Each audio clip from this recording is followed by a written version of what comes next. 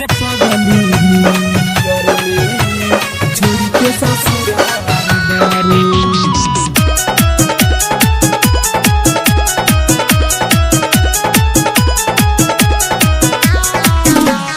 2022 कैसे बीती दूर हमारा से बारे, चोरी चोरी मिलल रोज रतिया के याद न आवे कारे। रे पगली न्यू ईयर में छोड़ी के ससुराल बारे, रे पगली न्यू ईयर में छोड़ी के ससुराल बारे।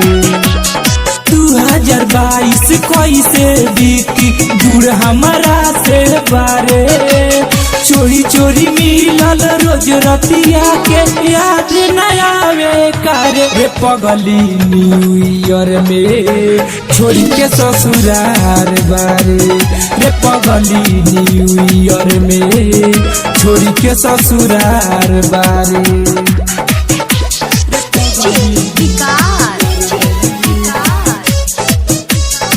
के ससुराल मटियागला सीतामढ़ी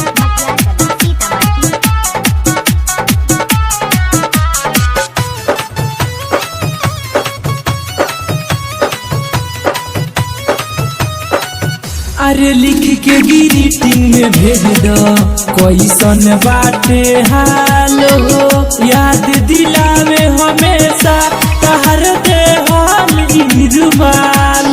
जहिया से गईले फोनो न कइले बारे भुला गइल कारे। रे पगली न्यू ईयर में छोड़ी के ससुराल बारे, रे पगली न्यू ईयर में छोड़ी के ससुराल बारे। रे पगली के ससुराल बारे। मटियागला सीतामढ़ी